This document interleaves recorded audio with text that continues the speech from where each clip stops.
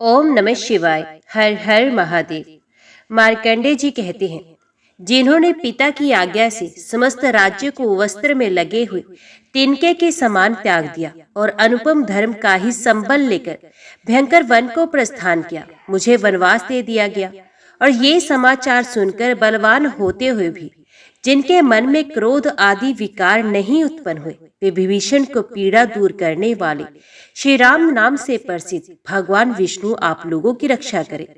एक समय की बात है, सब धर्मों के ज्ञाता, वेद और शास्त्रों के अर्थ ज्ञान में पारंगत, सबके हृदय में रमण करने वाले, श्री विष्णु के तत्व को जानने वाले तथा भगवत परायण प्रहलाद जी जब सुख पूर्वक बैठे हुए थे, उस समय उनके समीप सब धर्म का पालन करने वाले महर्षि कुछ पूछने के लिए आए। ये बोले, प्रहलाद जी, आप कोई ऐसा साधन बताइए जिससे ज्ञान, ध्यान और इंद्रिय निग्रह के बिना ही अनायास भगवान विष्णु का परम पद प्राप्त हो जाता है। उनके ऐसा कहने पर संपूर्ण लोगों के हित के लिए उदित रहने वाले विष्णु भक्त महाभाग प्रहलाद जी ने संक्षेप से इस प्रकार कहा, महर्षियों, जो 18 पुराणों का सार से भी सार तत्व जानते हैं, जिसे कार्तिकेय जी के पूछने पर भगवान शंकर ने उन्हें बताया था, उसका वर्णन करता हूँ, सुनिए। महादेव जी कार्तिकेय जी से बोले, जो कली में एकादशी की रात में जागरण करते समय वैष्णव शास्त्र का पाठ करता है, उसके कोटि जन्मों के किए हुए 4 प्रकार के पाप नष्ट हो जाते हैं। जो एकादशी के दिन वैष्णव शास्त्र का उपदेश करता है, उसे मेरा भक्त जानना चाहिए। जिसे एकादशी के जागरण में निद्रा नहीं आती और जो उत्साहपूर्वक नाचता एवं गाता है, वे मेरा विशेष भक्त है। मैं उसे उत्तम ज्ञान देता हूँ और भगवान विष्णु मोक्ष प्रदान करते हैं। अतः मेरे भक्त को विशेष रूप से जागरण करना चाहिए। जो भगवान विष्णु से वैर करते हैं, उन्हें पाखंडी जानना चाहिए। जो एकादशी को जागरण करते और गाते हैं, उन्हें आदि निमेष में अग्निष्टोम तथा अतिरात्र यज्ञ के समान फल प्राप्त होता है। जो रात्रि जागरण में बारंबार भगवान विष्णु के मुखार विंद का दर्शन करते हैं, उनको भी वही फल प्राप्त होता है। जो मानव द्वादशी तिथि को भगवान विष्णु के आगे जागरण करते हैं, वे यमराज के पास से मुक्त हो जाते हैं। जो द्वादशी को जागरण करते समय गीता शास्त्र से मनोविनोद करते हैं, वे भी यमराज के बंधन से मुक्त हो जाते हैं। जो प्राण त्याग हो जाने पर द्वादशी का जागरण नहीं छोड़ते, वे धन्य और पुण्यात्मा है। जिनके वंश के लोग एकादशी की रात में जागरण करते हैं, वे ही धन्य हैं। जिन्होंने एकादशी को जागरण किया है, उन्होंने यज्ञ, दान, गया श्राद्ध और नित्य प्रयाग स्नान कर लिया। उन्हें सन्यासियों का पुण्य भी मिल गया और उनके द्वारा इष्टापूर्त कर्म का भी भली भांति पालन हो गया। शरणारण भगवान विष्णु के भक्त जागरण सहित एकादशी व्रत करते हैं, इसलिए वे मुझे सदा ही विशेष प्रिय हैं। जिसने वर्धनी एकादशी की रात में जागरण किया, उसने पुण्य प्राप्त होने वाले शरीर को स्वयं ही भस्म कर दिया। जिसने त्रिस्पर्शा एकादशी को रात में जागरण किया, वे भगवान विष्णु के स्वरूप में लीन हो जाता है। जिसने हरिबोधिनी एकादशी की रात में जागरण किया, उसके स्थूल सूक्ष्म सभी पाप नष्ट हो जाते हैं। जो द्वादशी की रात में जागरण तथा ताल स्वर के साथ संगीत का आयोजन करता है, उसे महान पुण्य की प्राप्ति होती है। जो एकादशी के दिन ऋषियों द्वारा बनाए हुए दिव्य स्तोत्रों से ऋग्वेद, यजुर्वेद तथा सामवेद के वैष्णव मंत्रों से, संस्कृत और प्राकृतिक के अन्य स्तोत्रों से तथा गीत, वाद्य आदि के द्वारा भगवान विष्णु को संतुष्ट करता है, उसे भगवान विष्णु भी परमानंद प्रदान करते हैं। जो एकादशी की रात में भगवान विष्णु के आगे वैष्णव भक्तों के समीप गीता और विष्णु सहस्रनाम का पाठ करता है, वे उस परम धाम में जाता है जहाँ साक्षात भगवान नारायण विराजमान है। पुण्य में भागवत तथा सकंद पुराण भगवान विष्णु को प्रिय है। मथुरा और व्रज में भगवान विष्णु के बाल चरित्र का जो वर्णन किया गया है, उसे जो एकादशी की रात में भगवान केशव का पूजन करके पढ़ता है, उसका पुण्य कितना है ये मैं भी नहीं जानता, कदाचित भगवान विष्णु जानते हो। बेटा, भगवान के समीप गीत, नृत्य तथा स्तोत्र पाठ आदि से जो फल होता है, वही कली में श्रीहरि के समीप जागरण करते समय विष्णु सहस्रनाम, गीता तथा श्रीमद् भागवत का पाठ करने से सहस्र गुना होकर मिलता है। जो श्री हरि के समीप जागरण करते समय रात में दीपक जलाता है, उसका पुण्य 100 कल्पों में भी नष्ट नहीं होता। जो जागरण काल में मंजरी सहित तुलसी दल से भक्ति पूर्वक श्री हरि का पूजन करता है, उसका पुण्य इस संसार में जन्म नहीं होता। स्नान, चंदन, लेप, धूप, दीप, नैवेद्य और तांबूल, ये सब जागरण काल में भगवान को समर्पित किया जाए तो उससे अक्षय पुण्य होता है। कार्तिकेय, जो भक्त मेरा ध्यान करना चाहता है वे एकादशी की रात्रि में श्री हरि के समीप भक्ति पूर्वक जागरण करे। एकादशी के दिन जो लोग जागरण करते हैं उनके शरीर में इंद्र आदि देवता आकर स्थित होते हैं। जो जागरण काल में महाभारत का पाठ करते हैं वे उस परम धाम में जाते हैं जहाँ सन्यासी महात्मा जाया करते हैं। जो सवे श्री रामचंद्र जी का चरित्र 10 कंठ वध पढ़ते हैं वे योग वेत्ताओं की गति को प्राप्त होते हैं। जिन्होंने श्री हरि के समीप जागरण किया है उन्होंने चारों वेदों का स्वाध्याय, देवताओं का पूजन, यज्ञों का अनुष्ठान तथा सब तीर्थों में स्नान कर लिया। श्री कृष्ण से बढ़कर कोई देवता नहीं, उनके दिन से बढ़कर दूसरा कोई दिन नहीं और एकादशी व्रत के समान दूसरा कोई व्रत नहीं। जहाँ भागवत शास्त्र है, भगवान विष्णु के लिए जहाँ जागरण किया जाता है और जहाँ शालिग्राम शिला स्थित होती है वहाँ साक्षात भगवान विष्णु उपस्थित होते हैं।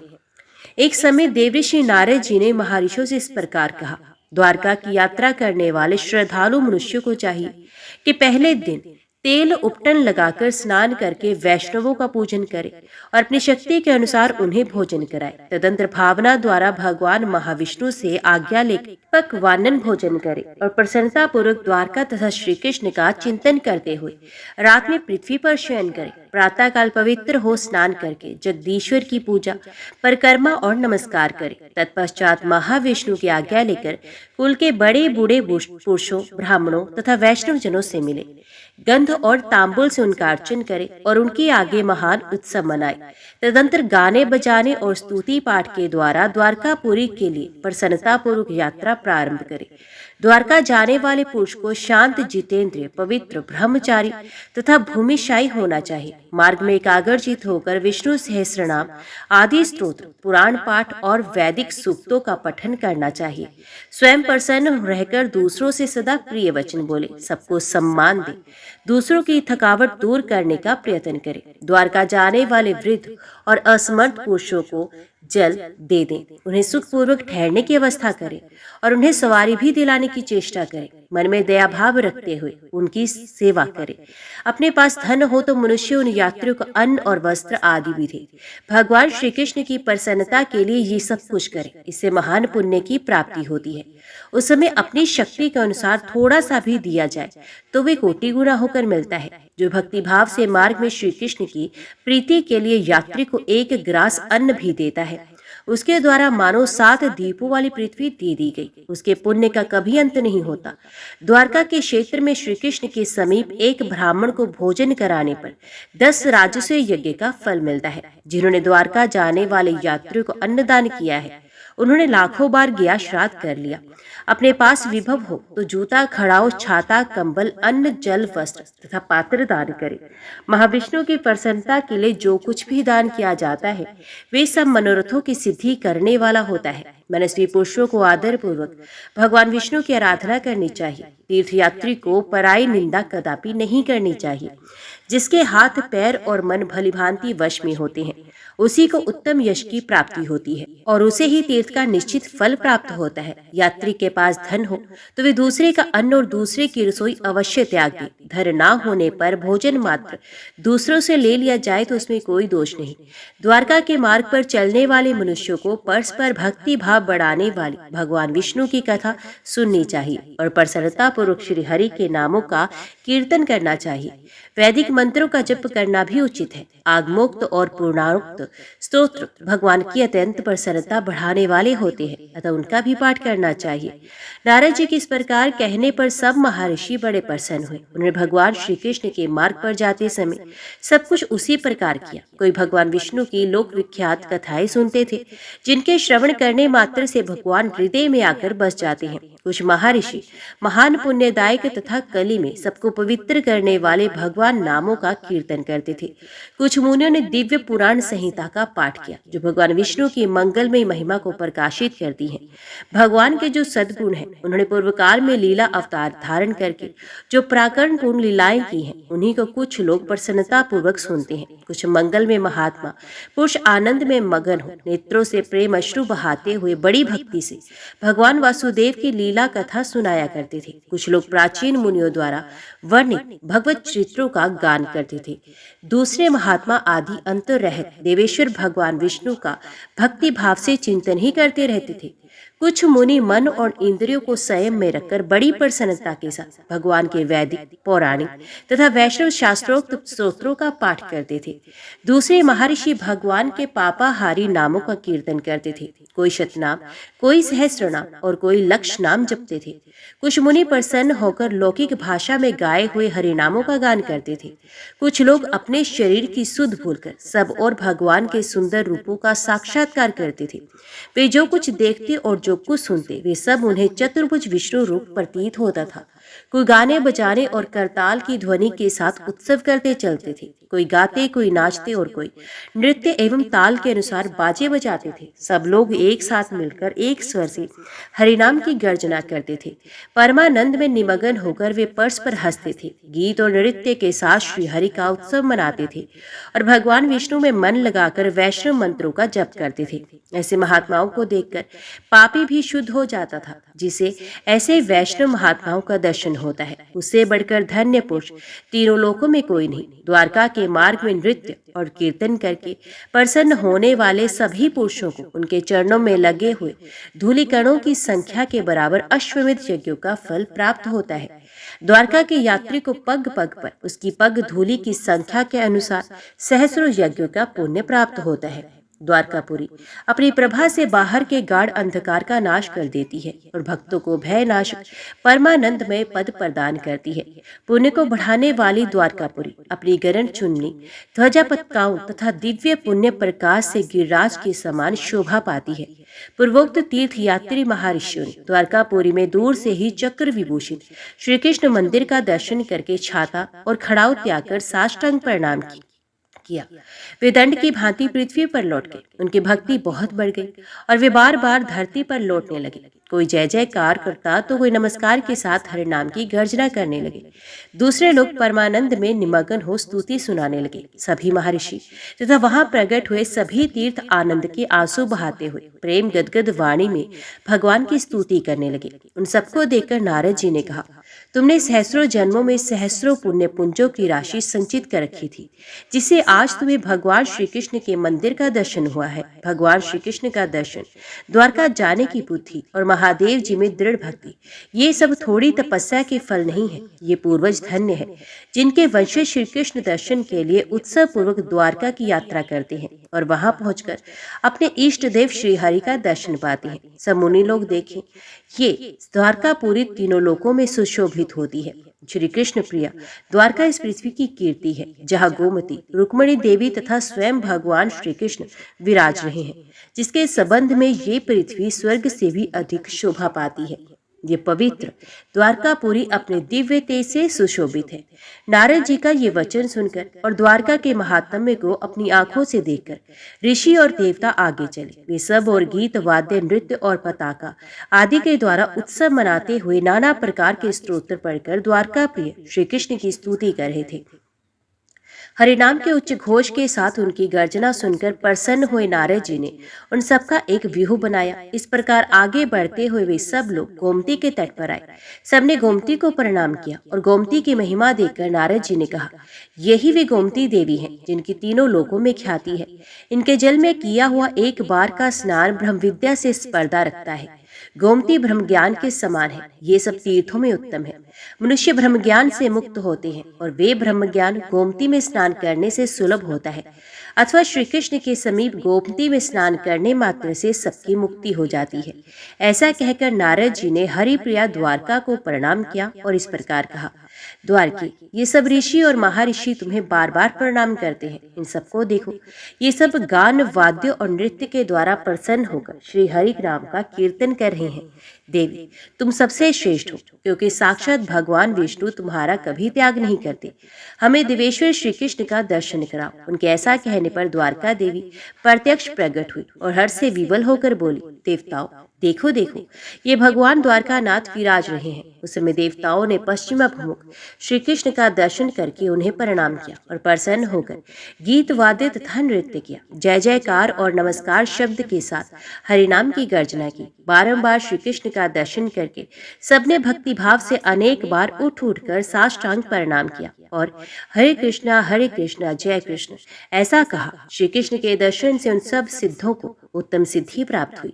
गोमती के जल में और समुद्र के अंतर्गत चक्रतीर्थ के जल में उन सबने स्नान करके श्री कृष्ण के दर्शन की लालसा प्रकट की थी। तदंतर श्री कृष्ण के मुखारविंद का दर्शन पाकर वे सभी परमानंद में डूब गए। नेत्रों से प्रेम के आंसू बहाने लगे। उन्हें अपने आप की भी सुध नहीं रही। तत्पश्चात कमल के आसन पर बैठे हुए बलराम और श्री कृष्ण का दर्शन करके उन सब ने उन्हें पंचामृत से तथा त्रिलोकी के सभी तीर्थों के जल से स्नान कराया। सनकादि योगियों ने भी उनका पूजन किया। नारदादि महर्षियों ने परम श्रद्धा भक्ति से पृथक पृथक दिव्य वस्त्र, दिव्य गंध और दिव्य अनुलेपनों से पूजन किया। तुलसी दल से श्री कृष्ण की पूजा की। पृथक पृथक दिव्य धूप देकर कपूर की आरती उतारी। भांति भांति के कर्पूर वासित पवित्र पदार्थों द्वारा नैवेद्य लगाया। कर्पूर मिश्रित तांबुल निवेदन किया। प्रिय वस्तुएं भेंट की। मंगल में स्तोत्रों द्वारा स्तुति की तथा चवर और व्यंजन आदि से डुलाकर महाविष्णु की आराधना की। तत्पश्चात ब्रह्मपुत्रों ने भगवान श्री कृष्ण के आगे गीत गाए, बाजे बजाए और नृत्य किया। इतने में ही वहां भगवान विष्णु के पार्षद प्रकट हो गए। देवताओं तथा ऋषियों ने उन पार्षदों को प्रणाम किया। इसके बाद बड़े भैया बलराम सहित श्री कृष्ण को मस्तक झुकाया। तदंतर पुष्पांजलि देते हुए कहा, देवी द्वारके, तुम सब तीर्थों की महारानी और अधीश्वरी हो। ऐसा कहकर उन सब ने द्वारकापुरी को प्रणाम किया। मुनीश्वरों, द्वारकापुरी का ऐसा ही अद्भुत महात्म्य है। ये बड़े बड़े पापों को जलाने वाला है और महान पुण्य की वृद्धि करने वाला है। द्वारका की यात्रा अत्यंत भयंकर पाप राशि के दाह का स्थान है। जब बृहस्पति सिंह राशि पर स्थित हो उस समय जो द्वारका की यात्रा करते हैं उनके चरणों की धूलि का स्पर्श करके पापी मनुष्य भी स्वर्गलोक में जाते हैं। गोमती के जल से पवित्र होकर श्री कृष्ण के मुखारविंद का दर्शन करने वाले उन पुण्यात्माओं के दर्शन से 100 जन्मों का पाप नष्ट हो जाता है। इस विषय में राजा दिलीप और महर्षि वशिष्ठ का संवाद बड़ा ही आश्चर्यजनक है। दिलीप ने पूछा, विप्रवर, काशी में किया हुआ पाप वज्रलेप होता है। ये भयंकर वज्रलेप जहाँ नष्ट हो जाए और सब प्रकार के महापुण्य जहाँ प्राप्त हो, वे ऐसा कौन सा क्षेत्र है, ये बताने की कृपा करें। जहाँ जाने पर पाप रूपी बीज अंकुरित नहीं होते, उस पुण्य क्षेत्र का वर्णन कीजिए। वशिष्ठ जी ने कहा, काशी में मोक्ष धर्म को जानने वाला कोई त्रिदंडी सन्यासी रहता था। वे एक दिन एकाग्रचित हो दशाश्वमेध जठाट पर गायत्री का जप कर रहा था। उसी समय वहां कोई गजगामिनी युवती आई और गंगा के तट पर अपने वस्त्र रखकर जल में क्रीड़ा करने लगी। सन्यासी उस तरुणी को देखकर कामदेव के वशीभूत हो गया। उस उल्टा ने भी मन ही मन उस तरुण सन्यासी से मिलने का संकल्प किया। वे दोनों पापाचार के द्वारा एक दूसरे से मिले। तरुण ने सन्यासी का मन मोह लिया था, वे उसी के पीछे पीछे लगा रहा। उसकी प्रसन्नता के लिए वे न्याय अथवा अन्याय से भी धन की याचना करने लगा। काशी में रहकर वे चांडाल से भी दान लेता। उसने स्नान छोड़ दिया, अपवित्र रहने लगा और पाप में प्रवृत्त होकर रात में चोरी भी करने लगा। एक दिन वे दुराचारी यति मांस लाने की इच्छा से वन में गया। वहां उसकी दृष्टि एक चांडाल कन्या पर पड़ी, जिसके नेत्र उस युवक को उन्मत्त बना देने वाले थे। वे बड़ी ही सुंदरी थी। उसका अतिशय सौंदर्य देखकर उसने निर्जन वन में उस चांडाली के साथ समागम किया, उसके साथ भोजन भी किया और उसी के घर में उसकी मृत्यु हुई। पापात्मा और सरभक्षी होकर भी वे काशी के प्रभाव से नरक में नहीं पड़ा, परंतु उसके द्वारा अत्यंत भयानक वज्रलेप पाप हुआ था। इसलिए क्रूर योनियों में उसका जन्म हुआ। पहले भेड़िया, फिर व्याघ्र, सिंह, कुत्ता, सियार और सुअर हुआ। इस प्रकार 10,000 युगों में भी उसका विपाप नष्ट नहीं हुआ। तदंतर वे राक्षस हुआ और अनेक प्रकार के प्राणियों का भक्षण करते हुए विंध्य पर्वत आकर रहने लगा। इसी समय एक अद्भुत घटना घटी। एक मनुष्य द्वारका और श्री कृष्ण चंद्र के सुंदर मुखारविंद का दर्शन करके लौट रहा था। वे गोमती के जल में स्नान करके पवित्र हो चुका था।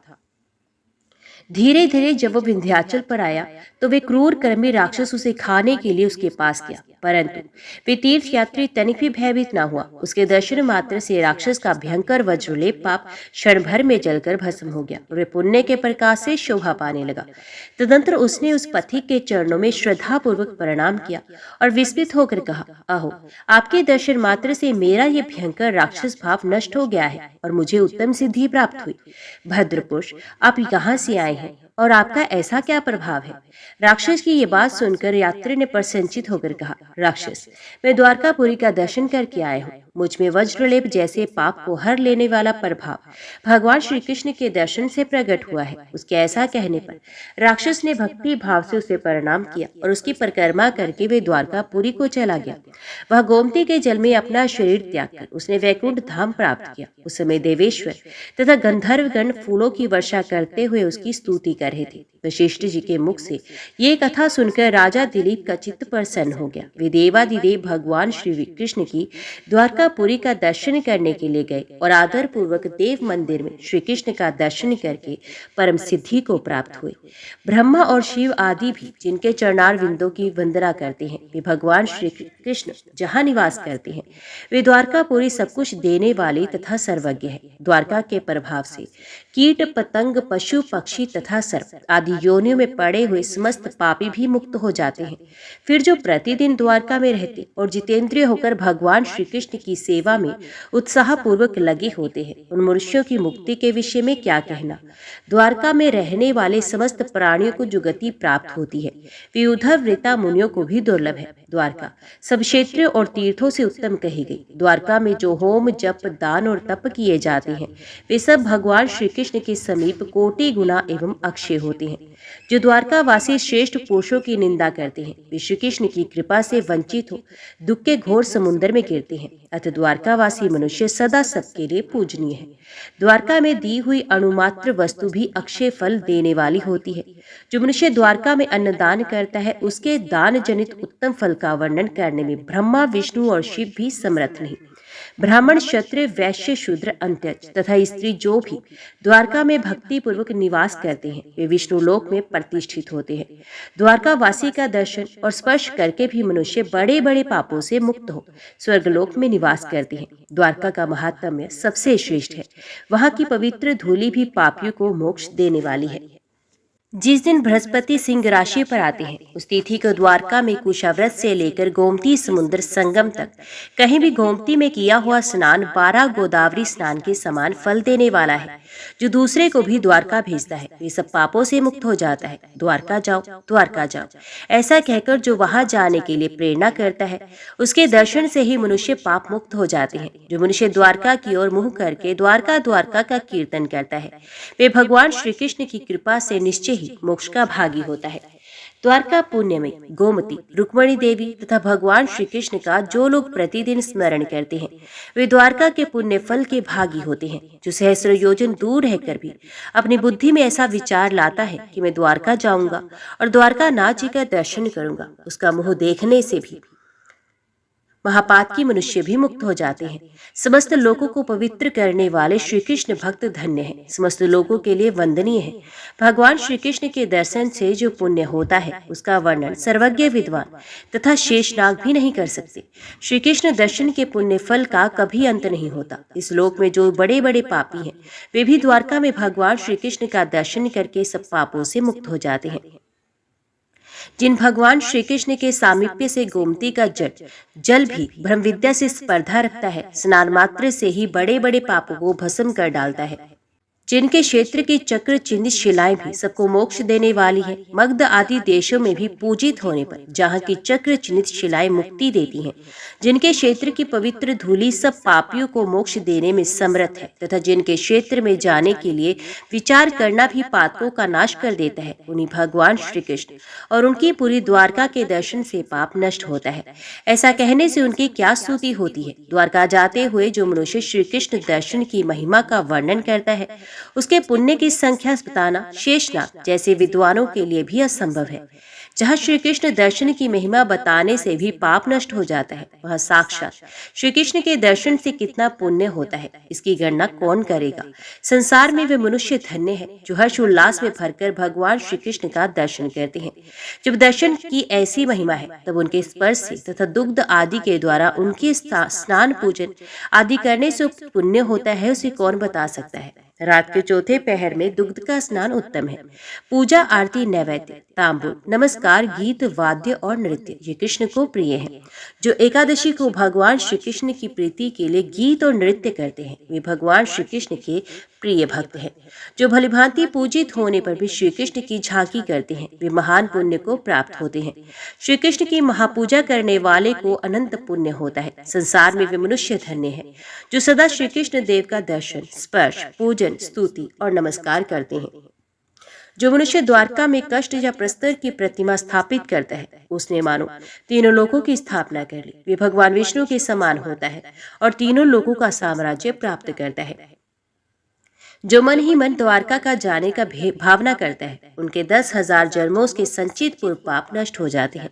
जिस देहधारी के मन में श्री कृष्ण के दर्शन का विचार उत्पन्न होता है, उसका मुख देखकर पाप के सैकड़ों टुकड़े हो जाते हैं। जो परम सुंदर श्री कृष्णपुरी की यात्रा करके गोमती समुद्र संगम पर पिंडदान करते हैं, वे अपने पितरों का उद्धार कर देते हैं। विशाख शुक्ल द्वादशी को जो भगवान श्री कृष्ण के समीप जागरण करता है, वे उनके मुखारविंद का दर्शन करके पितरों सहित मुक्त हो जाता है। जो श्री कृष्ण की लीला भूमि में जाने की मन से इच्छा करते हैं, उनके अस्थिगत पाप भी प्रेत राज यम धो डालते हैं। जीव जब तक कलयुग में द्वारकापुरी का दर्शन नहीं करता, तभी तक उसके शरीर में अत्यंत भयंकर पाप डेरा डाले करते हैं। जो श्रवण और द्वादशी के योग में गोमती समुद्र संगम में स्नान करके श्री कृष्ण के मुखचंद्र का दर्शन करता है, वे मानव मोक्ष को प्राप्त होता है। जिस किसी भी मास की द्वादशी तिथि को श्री कृष्ण की लीला नगरी द्वारका का दर्शन करके मनुष्य संसार बंधन से मुक्त हो जाता है। कलयुग में बिना पिंडदान किए भी गोमती के जल मात्र से पितरों की तृप्ति हो जाती है। चक्रतीर्थ का ऐसा ही प्रभाव है। जिसने द्वारका में जाकर श्री कृष्ण के मुखारविंद का दर्शन कर लिया, वे ना तो प्रेत होता है, न उसे नरक का कष्ट भोगना पड़ता है। जो घर में रहकर भी प्रतिदिन कलिकाल में श्री कृष्णपुरी का स्मरण करते हैं, उनके पाप नष्ट हो जाते हैं। महाभाग, कलिकाल के समान दूसरा कोई युग नहीं, क्योंकि उसमें भगवान विष्णु के स्मरण और कीर्तन से मनुष्य परम पद प्राप्त कर लेता है। जो कलयुग में नित्य प्रति कृष्ण कृष्ण कृष्ण का उच्चारण करेगा, उसे प्रतिदिन 10,000 यज्ञ और करोड़ों तीर्थों का पुण्य प्राप्त होगा। जो मनुष्य नित्य कृष्ण कृष्ण कृष्ण का जप करता है, कलयुग में श्री कृष्ण के ऊपर उसका प्रेम निरंतर बढ़ता रहता है। रुक्मणी, सत्यभामा, जामवती, मित्रविंदा, कालिंदी, भद्रा, नागनजीती तथा लक्ष्मणा, श्री कृष्ण की 8 प्रियतमा पत्नियों का भी वही भली भांति पूजन करना चाहिए, जो नियम और व्रतों से तथा गीत, वाद्य, दीपदान तथा जागरण आदि के द्वारा उन सब की विधि पूर्वक पूजा करता है। वे संपूर्ण कामनाओं को पाता है और उसके ऊपर भगवान विष्णु प्रसन्न होते हैं।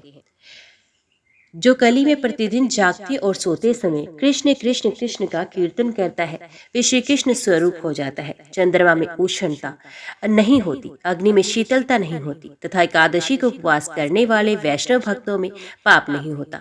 जब पूरे दिन रात एकादशी हो और दूसरे दिन द्वादशी में भी एकादशी पड़ गई हो, तो उसको उन्मिलिनी कहती हैं। वे तिथियों में उत्तम तिथि मानी गई।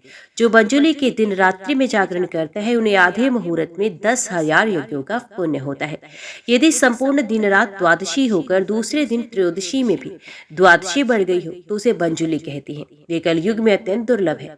जो उन्मिलिनी में जागरण करते हैं, उन्हें आधे पल में कोटि गोदान का पुण्य प्राप्त होता है। पूरे दिन रात एकादशी होकर यदि प्रतिदिन अमावस्या या पूर्णिमा तक तिथि बढ़ती रहे, तो उसे पक्षवर्धिनी एकादशी कहते हैं।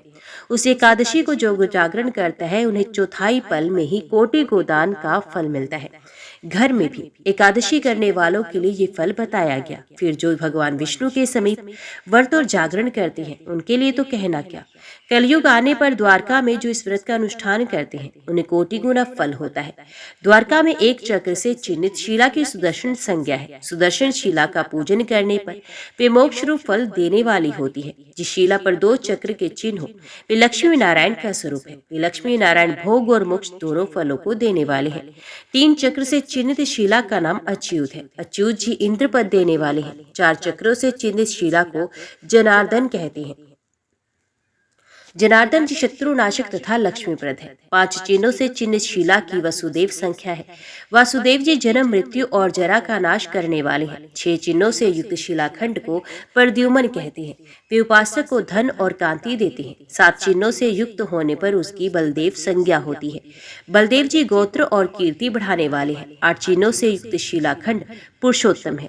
भगवान पुरुषोत्तम भक्ति भाव से पूजित होने पर मनवांछित फल देते हैं।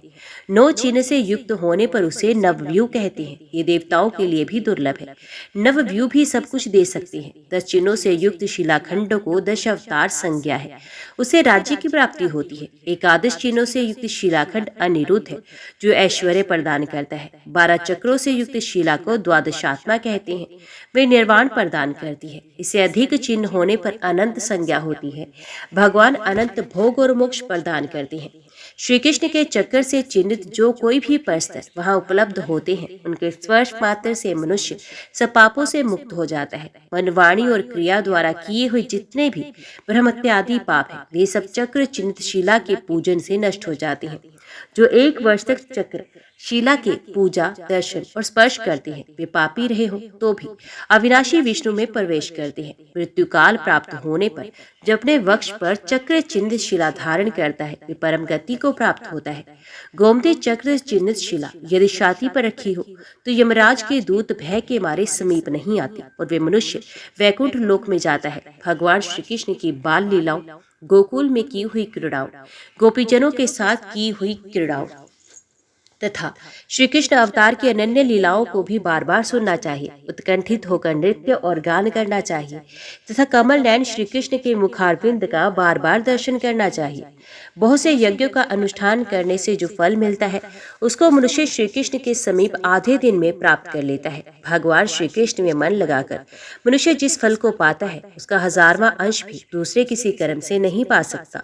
जो राग द्वेष की आग में जल रहे हैं और अज्ञान में विषयों में आसक्त हैं, ऐसे मनुष्य को स्वस्थ करने के लिए वैष्णव धर्म चिकित्सा रूप है। कोरे तर्क और युक्ति पर टिके हुए मतवादों की कुदृष्टि से अज्ञान अंधकार में पड़कर जो लोग अंधे हो रहे हैं, उनके लिए ये वैष्णव शास्त्र दीपक का काम देता है। विद्वानों को इसका सदैव मनन करना चाहिए। जहाँ श्रीहरि के समक्ष रात्रि में जागरण किया जाता है, उसे ब्रह्म व्रत के समान ऋषि देश और मध्य देश जाना चाहिए। जो मानव कलयुग में द्वारका का महात्म्य सुनता है या दूसरों में सुनने का भाव उत्पन्न करता है, उसे 100 यज्ञों का फल मिलता है। जिसके घर में द्वारका की मृत्तिका मौजूद है तथा जिसके ललाट में गोपी चंदन का तिलक लगा है, उसके घर को लक्ष्मी देवी कभी नहीं छोड़ती। जहाँ ग्रहों, रोगों तथा राक्षसों की बाधा भी नहीं होती, पिशाच, कुष्मांड और प्रेत भी वहाँ उपद्रव नहीं करती। उस घर में अग्नि, चोर, शत्रु तथा सींग वाले पशुओं से भी भय नहीं प्राप्त होता। दैव, भूत, रोग, व्याधि तथा दरिद्रता का कष्ट भी वहाँ नहीं आता है। बिजली और उल्कापात भी वहाँ भय नहीं रहता। वहाँ बंजुली द्वादशी के दिन रात्रि में जागरण, भागवत के 1/4 श्लोक का पाठ, वैष्णव शास्त्र का पठन, भगवत भक्त का दर्शन, विष्णु की रथ यात्रा का उत्सव, अश्वत्थ वृक्ष का दर्शन, विष्णु भक्त का सत्कार और शालिग्राम शिला का पूजन किया जाता है। जहाँ भगवान के चरणोदक का पान, नैवेद्य का भक्षण, तुलसी पूजन, एकादशी व्रत का अनुष्ठान, हेमंत ऋतु में जलवास, ग्रीष्म ऋतु में त्रिस्पर्शा का उपवास, धात्र व्रत और अश्वत्थ व्रत का पालन किया जाता है। जहाँ उन्मिलिनी, पक्षवर्धिनी, श्रावण मास की रोहिणी युक्त जयंती, संज्ञक अष्टमी, द्वादशी तथा प्रबोधिनी आदि एकादशियों के व्रत का अनुष्ठान और रंभा व्रत आदि का आचरण, ये सब पुण्य क्रम किए जाते हैं। वहाँ भी पूर्वोक्त भय नहीं आते। जो प्रतिदिन श्रद्धा पूर्वक श्रीहरि के समीप भागवत शास्त्र का श्रवण या पाठ करता है, दशमी को केवल रात में ही भोजन करता, द्वादशी को शक्ति रहते पराये अन्न का भोजन नहीं करता, रात में जागता है, शक्ति के अनुसार दान देता है तथा यथाशक्ति भगवान की विशेष पूजा करता और कराता है, तथा जो द्वादशी को गंगा की मिट्टी या गोपी चंदन का तिलक लगाता है, वे भी पूर्वोक्त सभी भयों से छुटकारा पाता है। भगवान विष्णु का कथन है कि जो मेरा रथ तथा रुद्र, आदित्य और यम का भक्त है, उसे मैं श्रेष्ठ भागवत मानता हूँ। जिन्हें मेरे भक्त प्रिय हैं, उन पर मैं सदैव संतुष्ट रहता हूँ। कलयुग आने पर मैं सदा द्वारकापुरी में वास करता हूँ। जो मुझे प्रसन्न करना चाहता है वे कलिकाल में परम सुंदर द्वारकापुरी में जाकर मेरा दर्शन करे। मनुष्य जब द्वारका जाने में समर्थ ना हो तब घर पर ही द्वारका महात्म्य का पाठ करे, वैष्णव भक्तों को इस महात्म्य को सुनावे और भक्त पुरुष इसे भक्ति भाव से सुने। द्वादशी तिथि को इस महात्म्य का पाठ अवश्य करना चाहिए। ऐसा करने से वे घर में रहकर भी द्वारका सेवन का पुण्य पा लेता है। यह लोक और परलोक में उसे मनवांछित फल की प्राप्ति होती है। भगवान जनार्दन सदैव उसके योग क्षेम का निर्वाह करते हैं। वे पाप रहित होता है। उसके कुल में कोई भी नरकगामी अथवा प्रेत नहीं होता। जो भगवान श्री कृष्ण के समीप द्वारका महात्म्य का पाठ करता है, श्री कृष्ण जन्माष्टमी तथा द्वादशी का व्रत करता तथा रात में जागता है, उसके दर्शन, कीर्तन और स्मरण तथा स्पर्श से करोड़ों तीर्थों का फल मिलता है। उसके स्मरण से 10,000 जन्मों का पाप नष्ट हो जाता है। जिसके घर में ये भागवत शास्त्र सदा विद्यमान रहता है, उसके संसार में पुनरावृत्ति नहीं होती। वैष्णव के प्रसन्न होने पर भगवान विष्णु प्रसन्न होते हैं। अतः विष्णु के प्रसन्नता के लिए वैष्णव को अवश्य प्रसन्न करे। जो पुण्य क्षेत्र में नील बोता और मूली खाता है, नीली कर्म करता तथा रस से बेचता है, उसे पुण्य की प्राप्ति नहीं होती, वे पाप का भागी होता है। सैकड़ों यज्ञों का अनुष्ठान करके भी वे पुण्य का भागी नहीं होता। जो मनुष्य किसी वैदिक कर्म के प्राप्त हुए बिना ही पीपल की लकड़ी काटता है, उसे ब्रह्महत्या का पाप लगता है। मदार के वृक्ष में एक बार कुल्हाड़ी मारने पर मनुष्य कई मनवंतरों तक रोरव नरक की पीड़ा भोगता है। जो नीम का वृक्ष काटता है वे कोढ़ी होता है। उसके लिए किए हुए पूजन, व्रत एवं दान को भगवान सूर्य ग्रहण नहीं करते। जो अमावस्या को बृहस्पतियों का छेदन करता है उसे द्वादशी का पुण्य नहीं मिलता और एक एक पत्र, पुष्प तथा फल के बदले में ब्रह्महत्या का पाप लगता है। वे मनुष्य 7 कल्पों तक यमलोक में निवास करता है, उसके किसी भी कार्य में उन्नति नहीं होती। जो मनुष्य आग का पेड़ लगाता और उसकी रक्षा करता है वे 7 कल्पों तक भगवान सूर्य नारायण के समीप वास करता है। 1 लाख देव वृक्ष लगाने से जो फल होता है वही एक पीपल का पेड़ लगाने से प्राप्त होता है। आंवला और तुलसी लगाने का भी ऐसा ही फल है। जो देवताओं, पितरों और मनुष्यों तथा अतिथियों का तर्पण एवं पूजन करते हुए वर्धनी द्वादशी का व्रत करता है वे परम पद को प्राप्त होता है। कलिकाल में प्रातः काल उठकर द्वारका का कीर्तन करने से मनुष्य सब पापों से मुक्त हो निश्चय ही स्वर्गलोक में जाता है। जो भगवान के भक्तों से वैर रखते और एकादशी व्रत नहीं करते हैं उन्हें यमदूत ले जाते हैं। जो वैष्णवों को गोपी चंदन की मृत्तिका देते हैं उन्हें त्रिपुंडधारी महात्मा पुरुषों के समान पुण्य फल की प्राप्ति होती है। जो प्रातः काल उठकर द्वारके द्वारके ऐसा पुकारता है वे द्वारका नाम का नित्य कीर्तन करने से द्वारका वास का फल पाता है। जो श्री नाम से अंकित बिलपत्रों द्वारा श्रीपति भगवान विष्णु की पूजा करता है वे 7 दीपों का स्वामी होता है। जो सदा कली में बिलपत्रों से देवताओं की पूजा करते हैं वे 10,000 अश्वमेध यज्ञों का फल पाते हैं। पीपल के दल से घिरे हुए जल से देवता तथा ऋषि मुनि पवित्र होते हैं। जो बिलपत्र से ब्रह्मा, शिव तथा सूर्य आदि का पूजन करते हैं वे अक्षय लोकों में जाते हैं। बिलपत्रों से लक्ष्मी, सरस्वती, सावित्री तथा दुर्गा जी का पूजन करके मनुष्य स्वर्गलोक में जाते हैं। बिलपत्र का महत्व तुलसी दल से भी अधिक है, अतः सदा यत्न पूर्वक उससे श्रीहरि का पूजन करना चाहिए। जो द्वादशी तथा रविवार को बिलवृक्ष की पूजा करते हैं वे सैकड़ों ब्रह्महत्याओं के पाप से भी लिप्त नहीं होते। कलयुग में श्री कृष्ण का कीर्तन करने से मानव बीती हुई 7 पीढ़ियों और आने वाली 14 पीढ़ियों के सब मनुष्यों का उद्धार कर देता है। श्रीमद् भागवत पुराण का एक एक उत्तम श्लोक भी भगवान श्री कृष्ण के लिए प्रीतिजनक है तथा पाठ करने वाले को वे कोटि यज्ञों का फल देने वाला है। जो द्विज पूरे कार्तिक मास में भगवान श्री कृष्ण के सम्मुख बैठकर गीता पाठ करते हैं उनके 100 कोटि कल्पों के पाप भी नष्ट हो जाते हैं। कलयुग में जो मनुष्य भक्ति भाव से गोमती समुद्र संग तथा रुक्मणी सहित श्री कृष्ण का दर्शन करते हैं वे धन्य है। द्वारका जाते हुए मनुष्य की यदि मार्ग में मृत्यु हो जाए तो पितरों सहित उसकी परम धाम से पुनरावृत्ति नहीं होती। जो मनुष्य प्रतिदिन उत्तम भक्ति से कृष्ण कृष्ण का कीर्तन करता है वे अनायास ही 100 अश्वमेध यज्ञों का फल पाता है। ओम नमो भगवते वासुदेवाय नमः। जय श्री राधे कृष्णा। आज की वीडियो में इतना ही। उम्मीद करती हूँ वीडियो आपको पसंद आई होगी। वीडियो पसंद आई हो तो वीडियो को लाइक और चैनल को सब्सक्राइब जरूर कीजिएगा। जय श्री हरि लिखकर कमेंट बॉक्स में अपनी हाजिरी और अपने सुझाव देना ना भूलेगा। तो मिलते हैं अगली कथा अगली वीडियो के साथ। तब तक के लिए देखते व सुनते रहिए। जय मां कंजक, जय माता दी।